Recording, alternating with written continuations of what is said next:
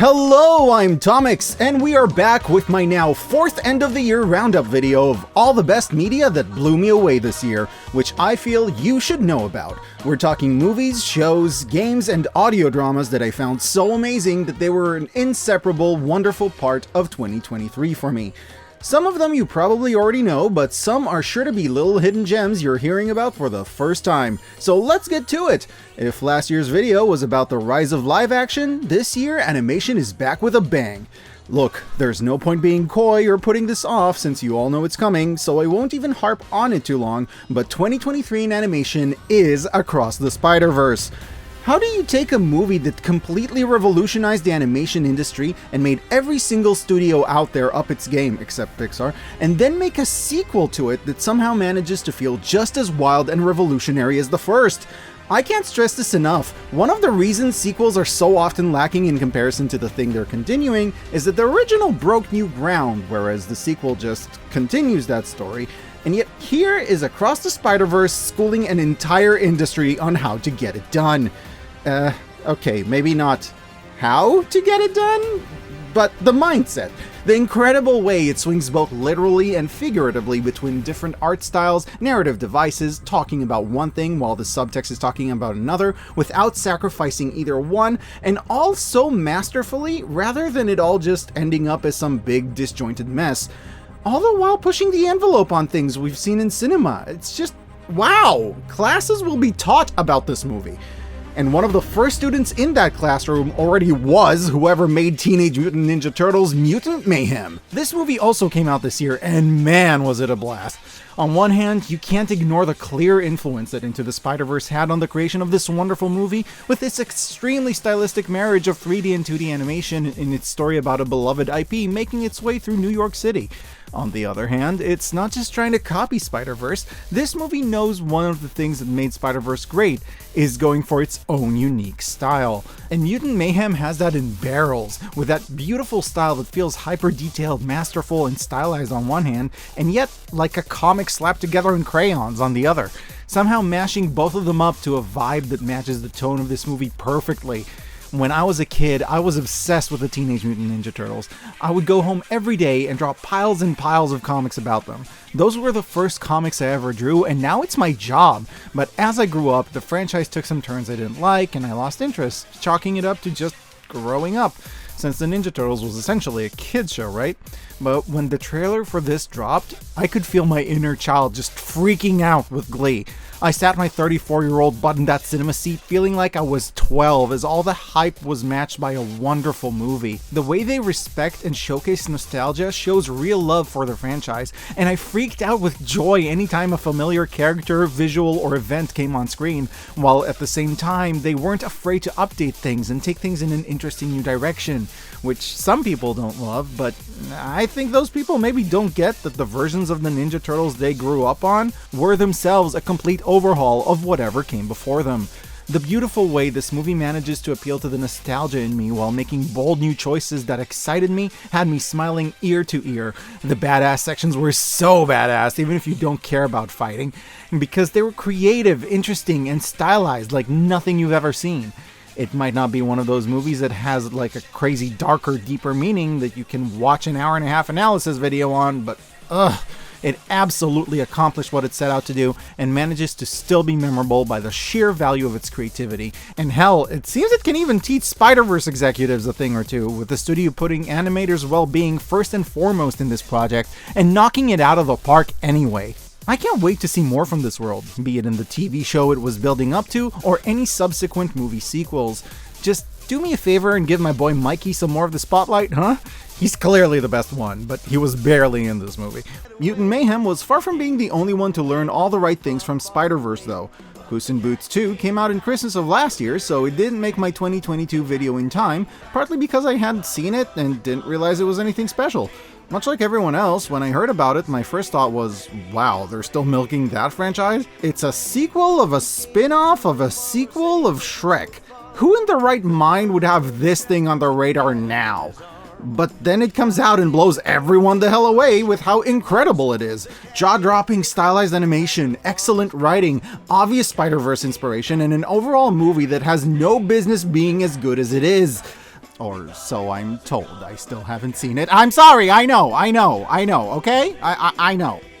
But yeah, the hype is real on this one, and even if I haven't seen it, enough people around me are currently gathering their torches and pitchforks to know this movie is hands down worth a blind recommendation. And since I'm already mentioning 2022 movies I only saw this year, I might as well throw Guillermo del Toro's Pinocchio into the mix, which I knew was going to be beautiful, but still surprised me with both how gorgeous it is, as well as how beautifully dark it was willing to get. I won't go too much into it since this is a 2023 list, but I did feel it was worth a mention. There is one more hyper-stylized, possibly only allowed to be so out there thanks to Spider-Verse movie to look out for this year though, and I actually have a lot of experience with this one. When Nimona was first announced, I was really hyped. I read the comic book and it was so good, and I was thrilled to hear it was getting a feature-length animated film adaptation. I waited in expectation, and the studio making it was bought out, almost all of their projects scrapped, and the movie was cancelled despite being 75% complete. I was kind of furious and bewildered by that decision, honestly. But then, Netflix to the rescue. They bought the project from Disney and completed it, releasing it this year to highly justified rave reviews. See, Netflix, when you do stuff like this, it makes it harder to stay mad at you for canceling every other animated show ever. But I'm still gonna try. But I think their adaptation of Nimona is an excellent one. The core of it is more or less the same. Bratty troublemaking shapeshifter decides to become the henchman for a great villain terrorizing a modern fantasy kingdom, only to find out he neither wants a henchman nor does he even want to be seen as a villain, despite her best efforts to push him to accept his role as one and lean into it. They learn to connect and work together despite their conflicting goals and mismatched personalities. The film stays true to all that, which is not to say it's one for one what happens in the book. They change a lot, actually. I was really surprised when something that was a big third act twist in the book ended up being revealed 5 minutes in as practically insignificant. Hell, it's in the trailer. But the reason it still works is that none of this hurts the spirit of Nimona, be it the main character or the message. Nimona herself is still the same intentionally annoying, kind of murderous yet still lovable character she was in the book, and she doesn't lose any of that representation that made her story an incredibly important one to tell. Historically, adapting something to screen can sometimes tone down representation. Here, I feel it amplified it. There's no arguing that queer representation is a very obvious theme in this movie, and by making the fact that some characters are queer be just part of this world and not a big third act twist, I not only feel like it helps normalize things, but the story gets an added extra level of subtext in how even within queer communities who resent being seen as different or abnormal, they will sometimes treat members of other, possibly LGBTQ groups, as different or abnormal and absolutely not see the irony, which feels like a very Nimona sort of subtext to have. I love seeing them respect a story whose creation helped its own creator realize he is trans in a medium that is only just starting to properly respect and represent it. Plus, by having the third act twist from the comic be revealed early on, it just made me equally as excited and clueless on seeing where the story is going as someone who'd be exposed to it for the first time. Which is not to say the adaptation got nothing wrong. I hate that in order to make Ambrosius' character more likable, they just took all the negative qualities he had in the comic and dumped them on a brand new character that was just so insanely unlikable, I wanted them removed from the movie entirely. And that's just one critique out of several, but this movie took risks, and even if some didn't pan out or were downright flaws, a lot of them did really work or improve things. I love the original cartoony style of the comic, but I also love this hyper-stylized fantasy punk world the movie created. And that's what it really comes down to. Nimona the movie is an excellent companion to Nimona the book. They are both excellent in their own rights, they both tell the story of the wonderful character that is Nimona, but they both do it with their own unique style and voice. I feel like even if you've already seen one, you'd still benefit from checking out the other, and if you haven't seen either, get on it. Okay, that was kinda long. What do I have to recommend that I like but don't have much to say about? There we go! Elemental was a fun movie. I certainly have critique of it. I feel like Pixar's kinda gone from being the studio that pushes the envelope and does all the truly wild, imaginative stuff in an entire industry that kind of plays it safe, to ironically being the exact opposite. And Elemental is definitely a safe movie, but I'd be lying if I didn't say I still love the environment. Plus, I really enjoyed seeing a story that isn't all about two people falling in love or getting together, where the big climax of the movie is them kissing or deciding to go on a date, but rather a movie where that stuff happens fairly early on and is more about trying to make things work once you are dating, which is a story less often told. So for that, I do give it credit. There's also a Chinese movie by the name of Deep Sea, who I know one metric fuck all about, but look at this. Just look at it. Do I need to say anything else?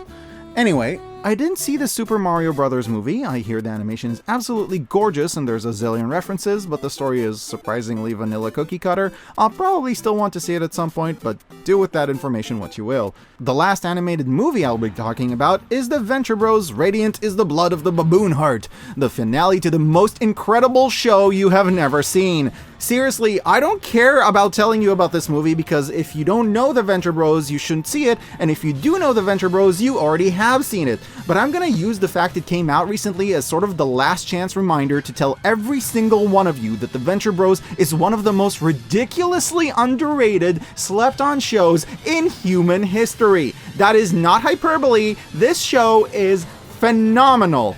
Everything we love about modern adult animation today, this show has probably done first. It did the realistic deconstruction of superheroes versus zoning laws and paperwork way better and way before either modern Marvel movies or One Punch Man.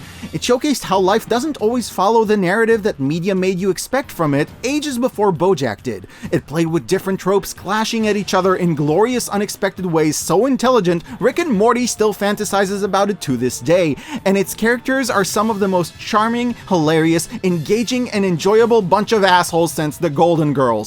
Why do people not know about it? Well, you know how sometimes people tell you, oh my god, this show is so good, but you have to get through the first few episodes, which kind of suck, but trust me, it's worth it.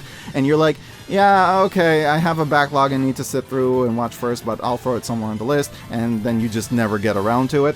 Well, I call that Venture Syndrome, because that is the most extreme example I can think of. It starts off as just kind of a low-budget parody of Johnny Quest, the Hardy Boys, Scooby-Doo, and various mystery or adventure shows nobody in the age group watching my video has ever actually sat down to watch, but as it goes on, the world and characters it builds become so good, so engaging, and the narrative so impressive and with such huge payoffs that at some point around 2014, Gravity Falls, Steven Universe, and Adventure Time were all simultaneously running their big, hyped-up multi-part season finales or series finales all at the same time in what might be the most amazing month of television I remember, and yet the best thing on TV that month by a mile was the episode of Venture Brothers that came out. That's how good it is! With the show now over, this might be your algorithm's last chance to tell you to watch this show. I can't stress this enough. Do not ignore me! But, since I do have to move on to other topics at some point, let's continue on to animated shows. With 100 million views in just a month, there is very little chance you've not already heard of the amazing Digital Circus. To put that into perspective, the first episode of Helluva Boss, arguably the most popular online animated series in recent years, currently has about half as many views for its first episode that came out 3 years ago.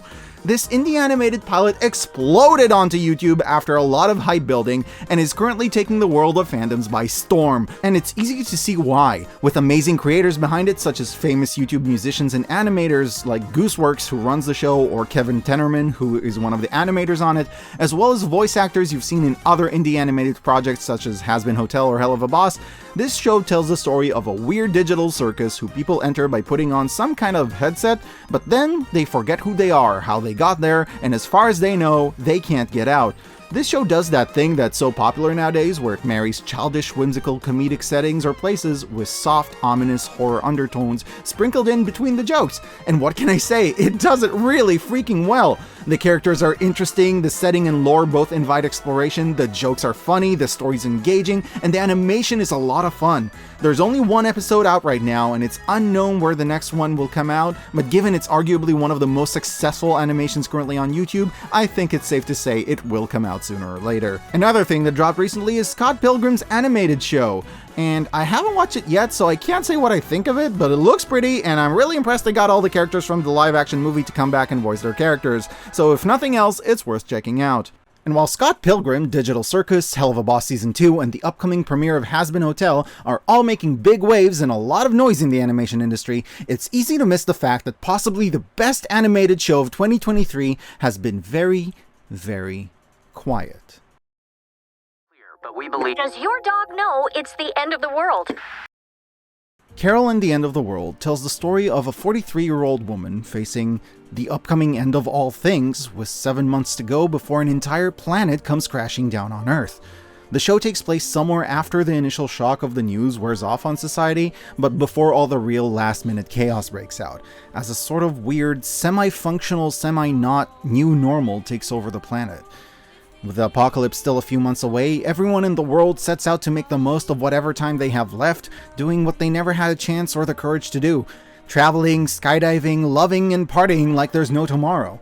With the clock bearing down on her, Carol decides to do what she truly wants and gets an office job so she can pay her taxes, keeping her normal going while society crumbles around her in one last big hurrah. This show is indescribably beautiful. I've not had a chance to finish it yet because it only just came out and I have no idea where it's going, but you can tell right from the first few episodes that this is the peak of quality adult animation, and it wears that tag with pride. This isn't adult animation in the sense that everyone is swearing all the time, there's guts and gore and rampant screwing and nudity, which, with 7 months to go until the end of the world, the show would have every right to show if it chose to, but only sometimes does, and usually in very calculated ways. The maturity of the show comes more so in the themes and structure that it pulls off with a masterstroke. The characters might look like something out of Gravity Falls or Steven Universe, but the story, cinematography, and subtext would make Wes Anderson proud. Don't get me wrong, this show is very enjoyable at face value and tells a coherent story with engaging, interesting characters, there's funny moments and beautiful art, but I feel like every minute of this show could be studied and turned into 2 minutes of analysis. I could try to compare this show to These Final Hours, a fantastic heart-wrenching movie that takes place in a similar setting, Severance, a show that marries the boring and mundane with the mysterious and fantastical for a comedic yet bleak look at society and how people might realistically react to being in a surreal situation, or even BoJack Horseman, which takes adult animation to hilarious yet bleak quality places I never knew it could go. But the truth is, even if this show reminds me of all these things, Carol and the End of the World is unlike any of them. It's very much its own beautiful story. Part of what fascinates about this show is that Carol is not your standard protagonist, especially not for an animated show. Maybe if this was an A24 studio film, but no, she has no protagonist bone in her body, and there's probably people in the apocalypse living way more eventful stories than hers, but the show chooses to focus on her because she's interesting, and because she's not your typical everyman. I want to understand who she is, how her mind works, and what she is looking for. I want to understand the story's design choices, most of which do give a satisfying answer, and those that don't just remain as the beautiful mysteries they were supposed to be. Though, if this all sounds a little too gloom and doom for you, I have to say, the show is still very humorous and fun. It is ultimately a comedy too. Maybe not in a wacky over-the-top way like BoJack Horseman, but also not overly depressing and despairing like BoJack Horseman. I don't know how Carol's story ends. I'm only halfway through the show. I have no doubt the ending could be a massive tearjerker or even bleak.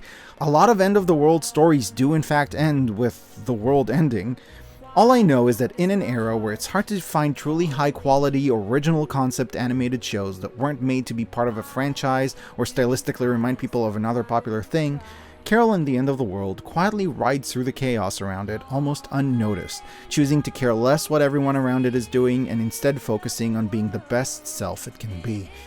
I honestly think it is by far the best show of the year. If you want a hidden gem, this is it. This is the show you will not be shutting up about how everyone you know needs to watch it and how haven't they watched it yet. I can't believe this is by Netflix. I never know what to feel about you people anymore. Are you killing animation or saving it? You can't do both. While Carol is a beautiful, melancholic show, another show I've loved this year is neither of these things. In fact, it's not even from 2023. Not even close. King of the Hill is a show from 1997. You've probably already heard of it, some of you probably have even watched it, and even though I thought I had the general idea of it down from the little clips I've seen online, my wonderful friend Thomas sat me down to actually see it for the first time this year. We've marathoned nearly the entire show at this point, and if I had any freaking idea how great of a show it was, I would have watched it so much sooner. I was expecting just some kind of generic animated sitcom Simpsons except Texas show with some frankly unappealing looking animation, but what I got was so much more. In the early 2000s, I was complaining about how the animated shows at the time lacked depth, artistic innovation, interesting writing, or any sort of continuity.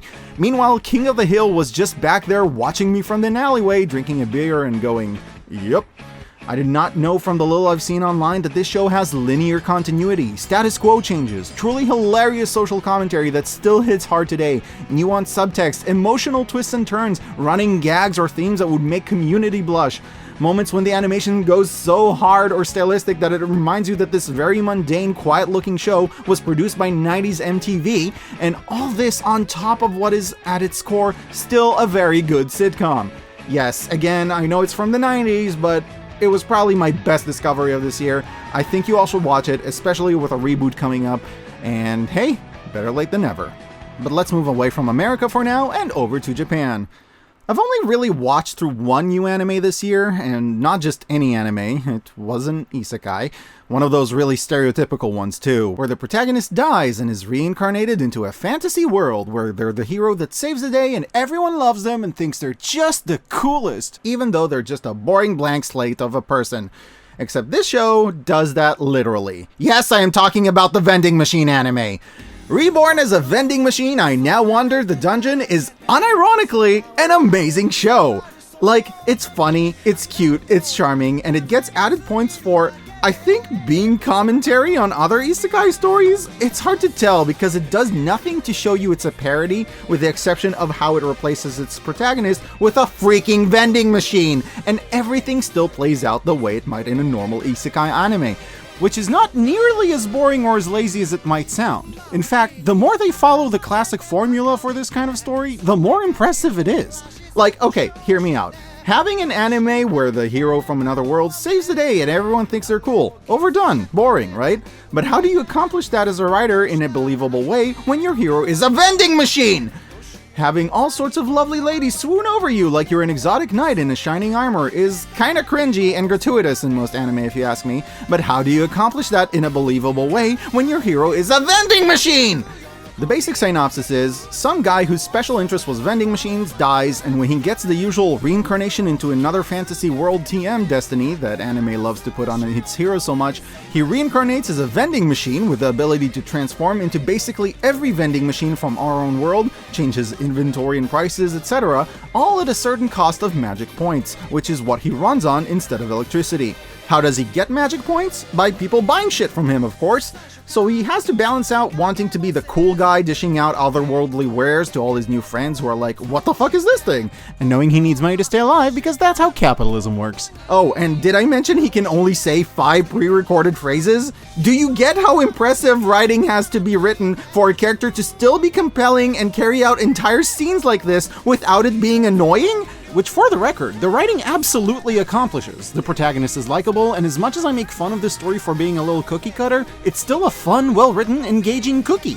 Also, I just want to point out, while the show is maybe not completely innocent of being a little horny at times, it had so many instances where any other anime would have handled things in a way that's so much more gratuitous, objectifying, fanservice-y, or unpleasant, and the show very clearly chose not to steer too hard in this direction and treat its various characters with respect you wouldn't see in other shows, even when hot springs are involved, which, I know, low bar, but I appreciate. This show is impressive because not only does it manage to jump through all of the usual hoops with all of its limbs tied behind its back, and still not being all, haha, do you get it? Do you get what we are doing? Do you get that it is a parody? Do you get that it is funny because he is a vending machine? But instead opting to go a step beyond and make a world that's genuinely interesting?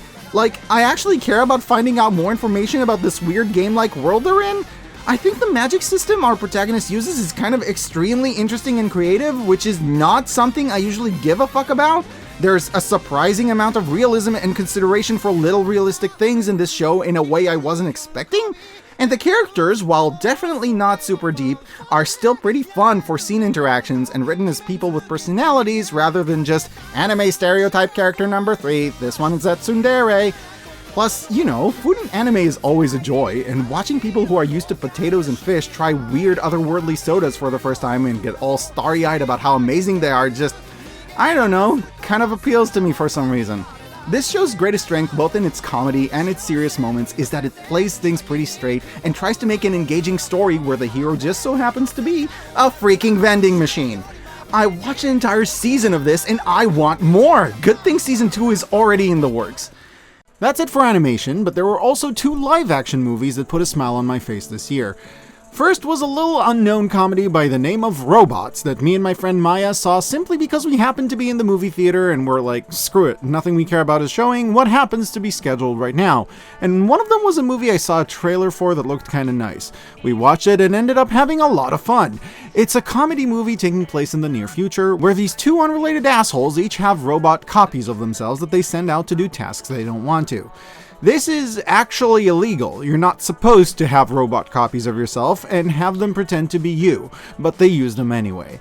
The guy sends his robots on dates and stuff to be the perfect lover for each woman he meets, so when the time is right, he can tag in instead of his robot counterpart and get to the sexy times, because he's a manipulative, gender-stereotyped asshole. The woman sends her robot on dates and stuff, so they have all the sexy times with all the guys, so they'll buy her lots of expensive gifts and things because she's a manipulative, gender-stereotyped asshole. One day, after their robots date for a while, they're like, hey, you know, we both realize you two are kind of manipulative, gender-stereotyped assholes. Also, we're in love and running off to Mexico together using your identities. Try to stop it and we'll ruin your lives using your own faces. Mr. and Mrs. Asshole are like, bruh, and begrudgingly go on a trip together to try to stop/assassinate their robot counterparts from stealing their own identities. On the way, they're forced to actually deal with each other, and the chemistry is kind of hilarious. Like, you know exactly how the basic story is going to go, but the way it gets there is always fun and funny. The funny thing is, regardless of if they're fighting or getting along, if they're being their asshole selves or actually learning something, you're always left thinking, these two deserve each other. It can be hard to make a story about 2 protagonists who are not supposed to be likable and still have them be, well, likable, but somehow this movie pulls it off. It's a really lighthearted film, but if you want some lighthearted fun, man, this is a really fun one. Check it out. As for the last live-action movie of the year, come on, you know what it is. The Barbie movie's effects on the world this year can only be described as a phenomenon. It took the world by pink storm and joins the ranks of the Lego movie in toy franchise-based movies that went about 10,000 times harder than they needed to and became genuinely overwhelmingly impressive and spectacular, and also star Will Ferrell as the corporate toy-owning bad guy for some reason, land. Which isn't a lot, but it's weird that it happened twice, right? With what easily could have just been another cash grab fantasy character goes to the real world fish out of water story we've seen a zillion times, the Barbie movie specifically decides to do that while focusing on meta commentary in the form of, so how do we portray Barbie as anything when she is both a famous, desired icon for little girls we're supposed to be representing positively, as well as potentially a very problematic, outdated ideal to have nowadays, and then goes even deeper than all that with what it means to be a woman in today's society. How you balance out conflicting roles and expectations from a society where no matter what you do, it's wrong in someone's eyes and they will rip into you for it, and the only right solution is to accept your own existence as wrong. It's a harsh, sharp social commentary with a pink, sparkly comedy glaze. It's a brilliant movie with some truly amazing casting, tons of visual style, and it seems like it was exactly the sort of movie many people in my life wanted and needed to see. And as a guy, I honestly felt pretty educated by it myself at times.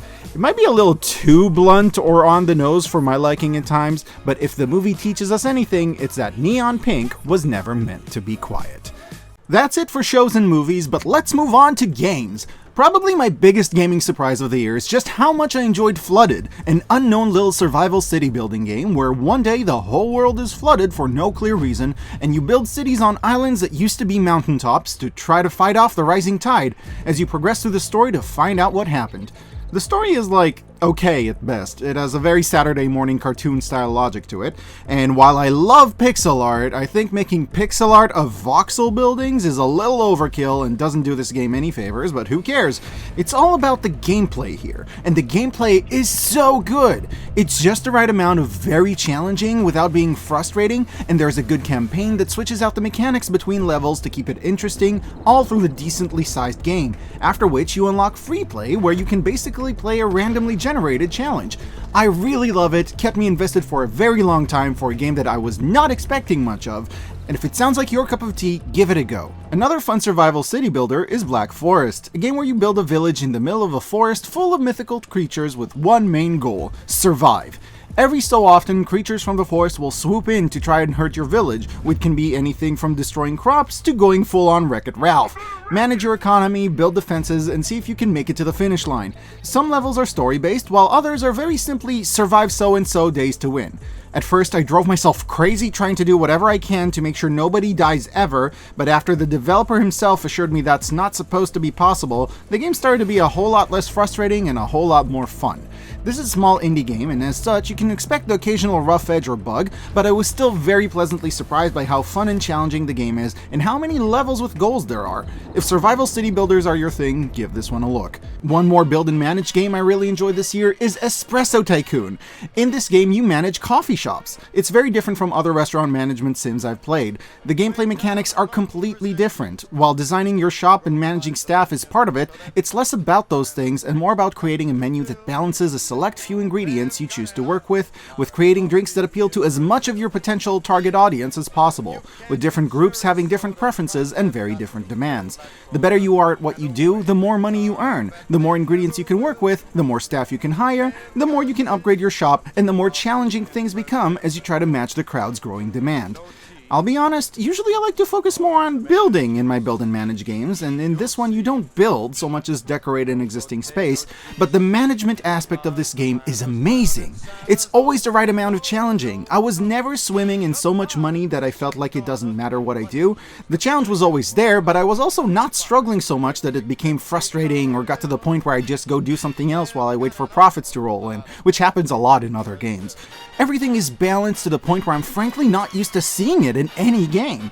This also might be the first ever build and manage game where I've used every single one of the many micromanaging options in Windows. They all mattered, even the wallpaper selection. In almost every game I play, there's usually some flab, some kind of window or setting you ignore and don't think about. In this one, I really used everything the game gave me to play with because it all felt useful, and I just think that's so cool. Plus, the game has such nice little personal touches, like how if the camera phases through an object, that object won't just disappear, it'll fade away into coffee beans. It's not without its flaws. What various groups of people like tends to be a little random, which means often I'd wind up with elders who like their coffee to contain fish sauce, Tabasco, and caramel ice cream while remaining low calorie. But with excellent gameplay and a campaign mode that takes you to various locations, if you enjoy business management games, I really recommend this one. Traffic Brains 2 is a delightful puzzle game where you manage traffic and various traffic signs and traffic lights, trying to get it flowing as well as possible, and is surprisingly excellent for its ridiculously low price of about $1.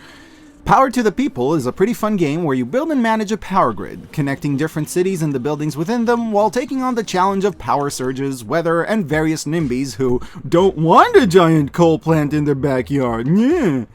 I did enjoy this game, even if I felt it got repetitive pretty quickly. It still has a decent sized campaign, and I enjoyed it for quite a while.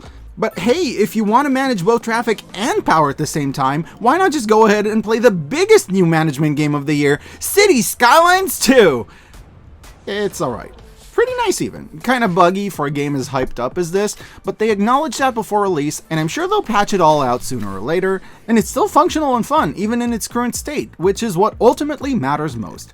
The next category I like to cover in my roundups is audio dramas, those excellent, fully acted out, fictional shows for your ears that you can usually find in podcast form, like those old radio plays except with modern writing and production values. I only really listened to a few new audio dramas this year when I wasn't busy listening to Midnight Burger Season 3, it's so good, check it out, and I'm not just saying that because I'm in it. The first one I'd like to recommend being Super Suits, a comedy about a world full of superheroes who we don't care about because we're focusing on their lawyers. It stars Mix Hallow, a new apprentice at a law firm dealing specifically with superhero law, as they try to win cases with funny or weird settings or deal with moral choices such as representing a known villain torn between wanting to do their job well but also not wanting to lose their values as a person. The superheroes themselves are very obviously just the usual comedy cavalcade of definitely not DC superheroes, don't know what you're talking about. But that's fine because, as mentioned, they're just here to serve as the setting for the story. The actual characters in the law office are fun, fleshed out, interesting, and enjoyable, and every episode is its own mostly self-contained case. I gotta keep an eye out for when Season 2 is dropping if it hadn't already. A more serious one that I also enjoyed greatly is Give Me Away by Gideon Media, a story that takes place in modern-day America after a UFO has landed there and turns out to basically be a digital prison for aliens where, as punishment for whatever they did, their consciousness is trapped forever in a digital hellscape. Stop that. There's one way to get them out so you can actually communicate with them: put their consciousness into a live host, which would effectively mean the human host and the alien would be sharing a brain, but only the human can actually control the body. In a sharp contrast to a lot of stories of this type, humans have the upper hand throughout this plot. There is no great existential threat to us. We control what's going on since it's happening on our home turf. Other than the occasional glimpse of technology on the ship, we spend most of the story in good old familiar North America. Or rather, a military base set up to handle this weird new thing. I love this story, because once you get past the weird wild wackiness of a science fiction premise like this, and yes, also hand wave away that the United States government would at all let people get alien brain roommates, what you're left with is a story that feels very real and grounded in reality, with very deep, thoroughly thought out characters doing what I love in stories so much, reacting realistically to a very surreal situation. It's not your standard story. It really tries to delve into how a process like this would go, what sort of people would even be willing to go through this kind of process, and given you probably have to be a little insane to sign up for something like this, how do you weed out who you choose to accept for this kind of thing and who you reject? The story doesn't shy away from things like conversations and paperwork, which sound boring, but I actually kind of value for how much realism they give this sort of thing, but it manages to remain interesting, mysterious, and excellently produced throughout. I also dipped my own toe into producing audio dramas for the first time this year by creating the pilot episode for Amusement Musings, a comedy about how a year after two of the biggest competing amusement park chains in the world decided to merge and join forces, it caused all of South California to basically become one huge, colorful, thrilling, sprawling, growing, eating everything in its path amusement park, converting quiet towns into colorful, happy, capitalist hellscapes.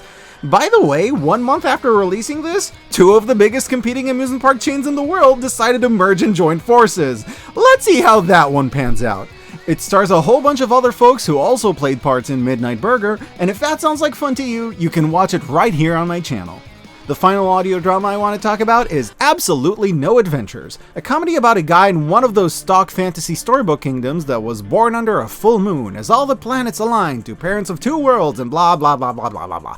He's basically destined from birth to fulfill every chosen one destiny ever, except he doesn't want to. He wants to bake. He likes baking, leave him alone. So he runs a bakery and basically tries to avoid getting caught up into plot lines no matter how much they come knocking at his doors. He's joined by two characters, Happy, his gruff, ominous coworker, and another character who I know has a name, but I just keep thinking of her as Luce from the Owl House because she's basically Luce from the Owl House. When I heard the premise, I was worried this would be a show about one joke that gets repetitive real fast, but no, it's actually pretty varied, fun, and always a good time listening to it. And it too is currently awaiting a new season. That's it for the main media stuff. My song of the year is Screws by the Foxies, which is a fucking bop!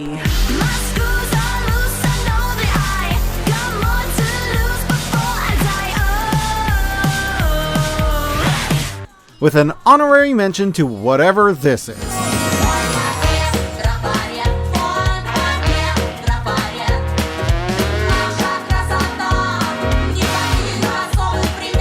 YouTube recommended it to me at random. It's from some kind of Russian animated movie, and I can't stop listening to it even if I can't understand a word it's saying.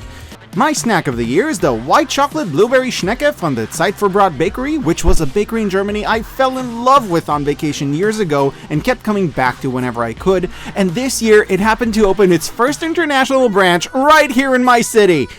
That's it for 2023. I hope you found things that piqued your interest in this video. If you did, I'd love to know about it. Please let me know with a comment, not because of the algorithm, but because I genuinely want to know what you think and love hearing it when people find something they like based on my recommendations. 2024 is right around the corner, and I can't wait to see what other fantastic media it has in store for us.